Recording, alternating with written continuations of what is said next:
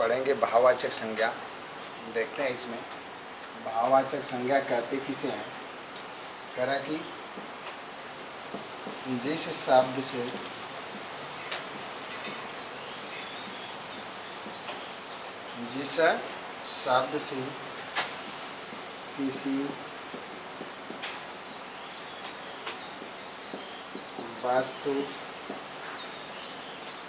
किसी वस्तु या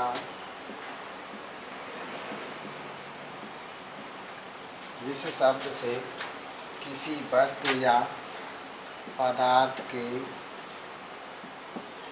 गुण, दोष, दशा,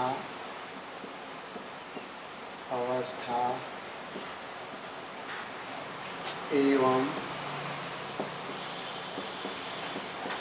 भाव का बोध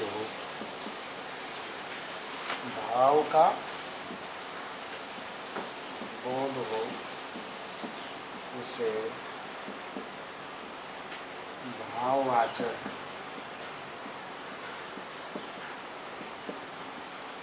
संज्ञा कहते हैं।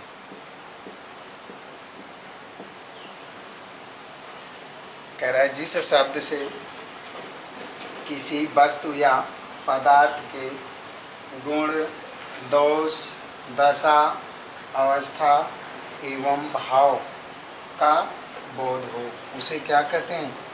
भाववाचक संज्ञा कहते हैं। जैसे कह रहा है जैसे मिठास, कोमलता, मधुरता,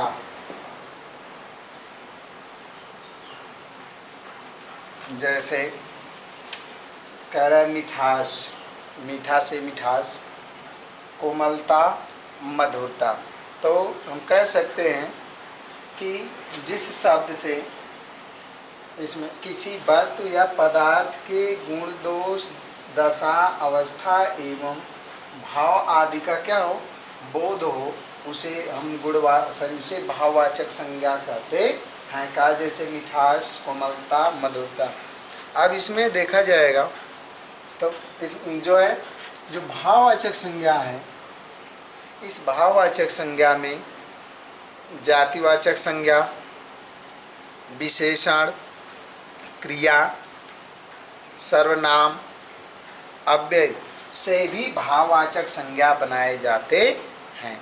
मतलब जो भाववाचक संज्ञा है यह विशेषण से भी बनता है भाववाचक, जातिवाचक संज्ञा से भी भाववाचक, क्रिया से भी भाववाचक, अव्यय से भी भाववाचक, इस तरह बनाया जाता है।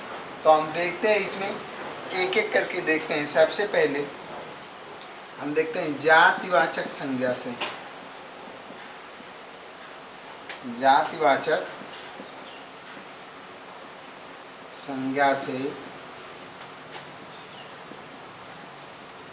भाववाचक संज्ञा। जातिवाचक संज्ञा से कौन संज्ञा? भाववाचक संज्ञा। जैसे हम कह दें, देखिए जैसे शत्रु, क्या कर लें? जैसे हम कर दें शत्रु, शत्रु से क्या होगा? शत्रुता। क्या होगा? शत्रु से शत्रुता। इससे अगर बनाएंगे तो क्या हो जाएगा? शत्रुता। शत्रु जातिवाचक शब्द है, जिससे क्या बन गया? शत्रुता। मित्र से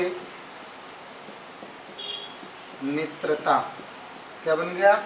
मित्र से मित्रता हो गया ना। इसी तरह हम कह दें लड़का से लड़कपन। लड़का से क्या बन गया? लड़का से लड़कपन। इस तरह आगे बहुत से हम देखते चलेंगे तो बनेगा जैसे देव से देवत्व, नारी से नारित्व, बच्चा से बचपन, बूढ़ा से बुढ़ापा। इस तरह कौन संज्ञा? भाववाचक संज्ञा। किससे बना? जातिवाचक संज्ञा से। किस संज्ञा से? जातिवाचक संज्ञा से। दूसरा देखेंगे तो यहाँ जातिवाचक से बना है। दूसरे अभी यहाँ हम देखते हैं, दूसरे नंबर पर यहाँ देखते हैं तो देखिए विशेषण से। किससे? विशेषण से। कौन संज्ञा? भाववाचक। कौन संज्ञा? विशेषण से भाववाचक संज्ञा। जैसे देखिए कह रहा है विनम्र। विनम्र क्या है? विशेषण है। इससे क्या बनेगा? विनम्रता। विनम्र से क्या बनेगा? विनम्रता। मधुर से क्या बनेगा? मधुरता। क्या बनेगा? मधुर से मधुरता। शीतल से शीतलता। कोमल से कोमलता। मीठा से मिठास। सुंदर से सुंदरता। इस तरह विशेषण से कौन संज्ञा? भाववाचक संज्ञा। कौन संज्ञा? भाववाचक संज्ञा बन रहा है।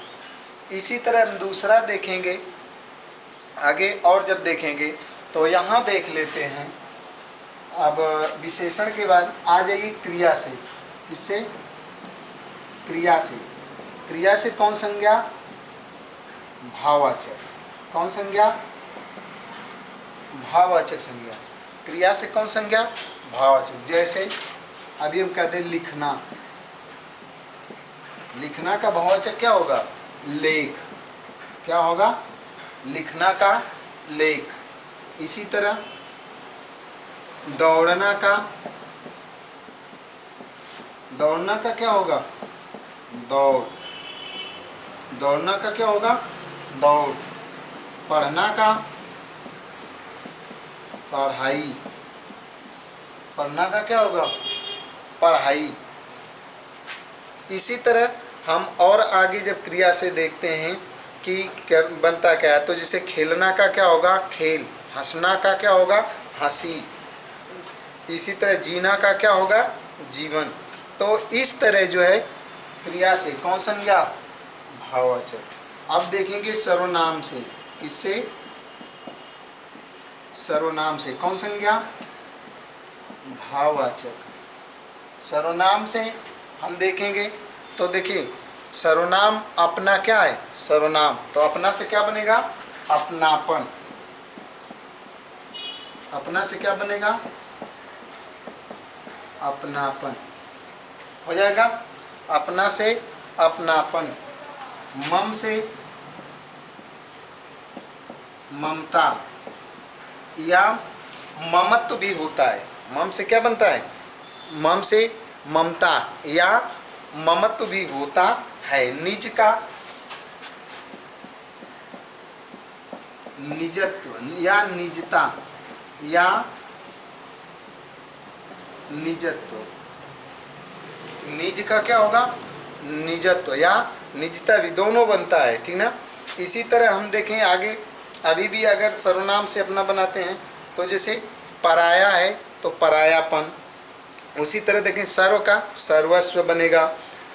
तो इस तरह देखें तो तीव्र का तीव्रता बनेगा।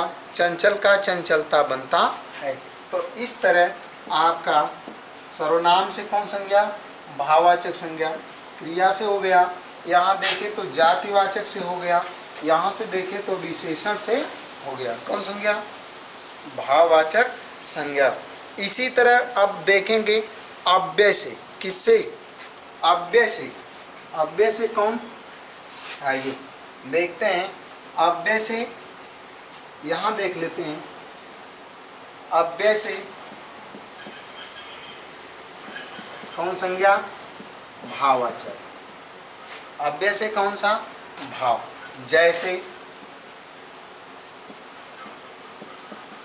दूर से दूरी। दूर से क्या होगा, दूर से दूरी।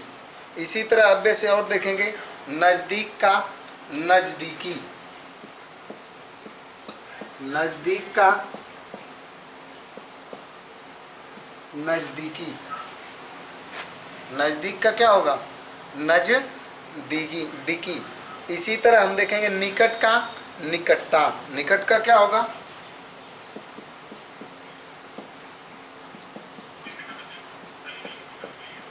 निकट का क्या होगा, निकटता, निकट का क्या होगा, निकटता, निकट का क्या होगा, निकटता।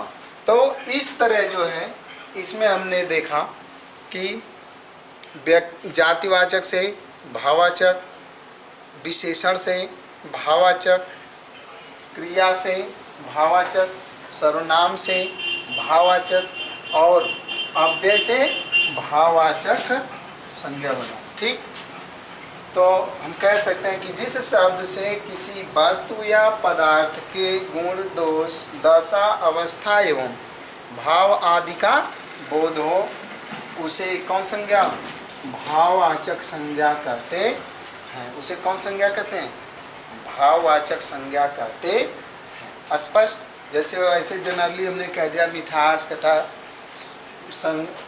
कोमलता, मधुरता, शीतलता, है ना, लड़का का लड़कपन, बच्चा से बचपन, घूमना का घुमाव, दौड़ना का दौड़, लिखना का लेख। तो इस तरह जो है एक कौन सी संज्ञा हो गई, भाववाचक संज्ञा। कौन संज्ञा हो गई, भाववाचक। स्पष्ट, तो याद रखिएगा परिभाषा कि जिस शब्द से, या हमें भी कह सकते हैं जिस संज्ञा शब्द से किसी वस्तु अथवा पदार्थ के गुण, दोष, कह रहे गुण, दोष, दशा, अवस्था एवं भाव आदि का क्या हो, बोध हो, उसे कौन संज्ञा कह रहे हैं कि भाववाचक संज्ञा कहते हैं। स्पष्ट, कोई दिक्कत। चलिए अब अगला हम लोग पढ़ेंगे द्रव्यवाचक। कौन सा, द्रव्यवाचक।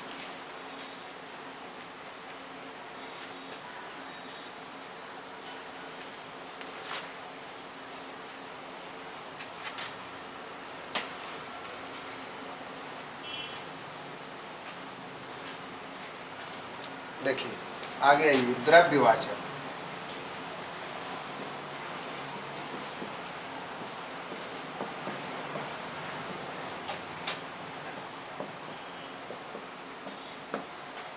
हाँ देखिए अगला है द्रव्यवाचक, या हम इसे पदार्थवाचक भी कहते हैं। क्या कहते हैं, पदार्थवाचक। अगली संज्ञा है जो है द्रव्यवाचक या पदार्थवाचक। तो कह रहे हैं द्रव्यवाचक संज्ञा। कौन संज्ञा, द्रव्यवाचक संज्ञा। तो इसकी परिभाषा जानिए। कह रहे हैं जिस शब्द से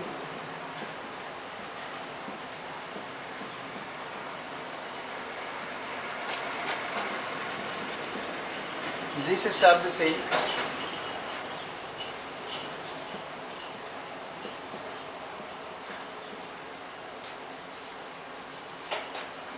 जिस शब्द से इतना, जिस शब्द से माप तौल, जिस शब्द से माप तौल की वस्तुओं का बोध हो, जिस शब्द से माप तौल की वस्तुओं का बोध हो, उसे, जिस शब्द से माप तौल की वस्तुओं का क्या हो, बोध हो, उसे द्रव्यवाचक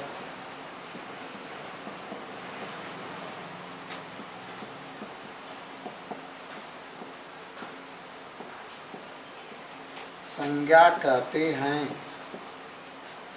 जिस शब्द से माप तौल की वस्तुओं का बोध हो, जिस शब्द से माप तौल की वस्तुओं का बोध हो, उसे कौन सी संज्ञा कह रहे हैं, द्रव्यवाचक संज्ञा कहते हैं। जैसे जैसे कह दें सोना, चांदी,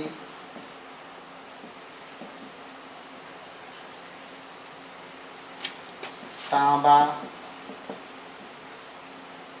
सोना, चांदी, तांबा, तांबा,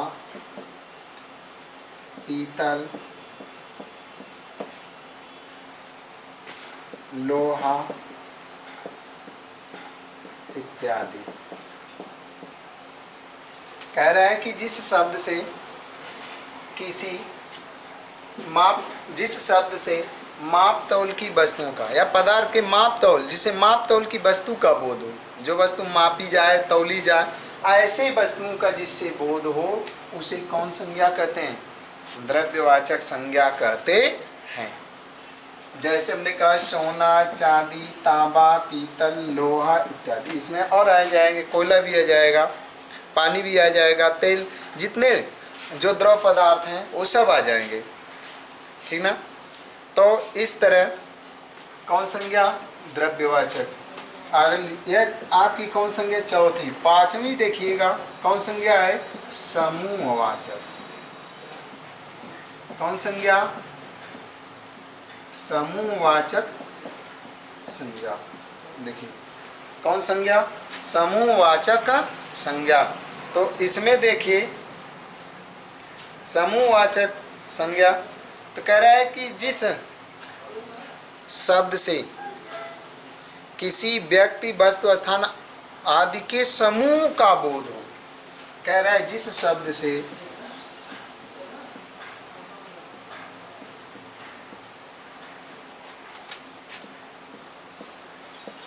किसी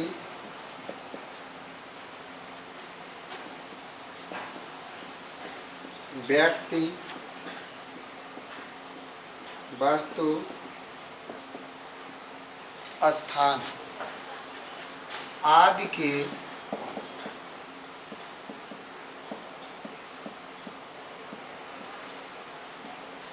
समूह का बोध हो, उसे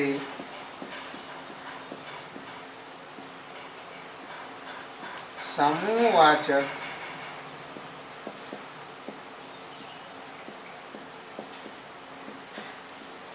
संज्ञा कहते।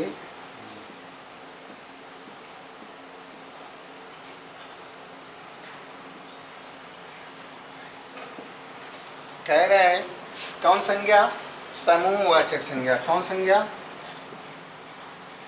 पांचवी भेद है इसका, समूहवाचक संज्ञा। तो कह रहा है जिस शब्द से किसी व्यक्ति, वस्तु, स्थान आदि की समूह का बोध हो। किसका बोध? समूह या समुदाय का जिससे बोध हो, उसे हम कौन सी संज्ञा कहते हैं? समूहवाचक संज्ञा कहते हैं। तो जिस शब्द से किसी व्यक्ति, वस्तु, स्थान आदि के समूह का बोध हो, उसे समूहवाचक संज्ञा कहते हैं। जैसे देखिए, जैसे समूहवाचक संज्ञा में आ जाएंगे तो जैसे हम कहते हैं सेना। सेना कैसी संज्ञा है? समूहवाचक है। कहते कक्षा। कक्षा कैसी संज्ञा है? समूहवाचक। कैसी है? समूहवाचक है। भीड़, सैलाब, क्या है? सैलाब। अब देखिए सेना भी है, कक्षा भी है, भीड़ भी है, सैलाब भी है, ठीक है। यूथ, इसके बाद कुंज, धौंध, गुच्छा। देखिए धौंध, गुच्छा, ये सब किस प्रकार की संज्ञा के अंतर्गत आते हैं? तो समूहवाचक संज्ञा के अंतर्गत आते हैं। किसके अंतर्गत आते हैं? समूहवाचक संज्ञा के अंतर्गत आते हैं। ऐसे बहुत भी मंडली कर लेंगे, समुदाय कर लेंगे, मंडली भी आता है, बाजार कर लेंगे। देखिए बाजार भी किस प्रकार की संज्ञा है? बाजार आदि। तो कह रहे हैं कि जिस शब्द से किसी व्यक्ति, वस्तु, स्थान आदि के समूह का बोध हो उसे कौन संज्ञा, समूहवाचक संज्ञा कहते हैं। जैसे हमने कहा सेना, कक्षा, भीड़, सैलाब, युद्ध, कुंज, धौंध, गुच्छा, बाजार, समझ रहे हैं ना। इस तरह आप देखेंगे जमघट कह लीजिए, जमघट जहाँ होता है वहाँ भी जमघट को भी हम कहते हैं। तो इस तरह ये सब किसके अंतर्गत आते हैं, समूहवाचक संज्ञा के अंतर्गत आते हैं। स्पष्ट। तो इस तरह हम लोगों ने क्या पढ़ा है इसमें, संज्ञा। संज्ञा की परिभाषा हमने दिया था ना कि जिस शब्द से किसी व्यक्ति, वस्तु, स्थान, प्राणी, भाव आदि का बोध हो उसे क्या कहते हैं, संज्ञा। रिपीट कर दे रहा हूँ, संज्ञा। संज्ञा कितने प्रकार की, 5 प्रकार की होती है। कौन कौन, व्यक्तिवाचक, जातिवाचक, भाववाचक, द्रव्यवाचक, या हमने यहाँ आपको लिखा है ना, देखिए द्रव्यवाचक, और अगला कौन, समूहवाचक। तो व्यक्तिवाचक में हमने कहा जिस शब्द से किसी एक ही व्यक्ति, वस्तु, स्थान आदि का बोध उसे व्यक्तिवाचक। जिससे किसी एक ही व्यक्ति, वस्तु, स्थान अथवा कह रहा व्यक्ति, वस्तु, स्थान आदि के जाति का बोध उसे जातिवाचक। और जिस शब्द से किसी पदार्थ या वस्तु के गुण, दोष, दशा, अवस्था एवं भाव आदि का बोध उसे कौन, भाववाचक। और जिस शब्द से माप तौल की वस्तुओं का बोध उसे द्रव्यवाचक। और जिस शब्द से किसी व्यक्ति, वस्तु, स्थान आदि के समूह का बोध उसे समूहवाचक संज्ञा कहते हैं। स्पष्ट।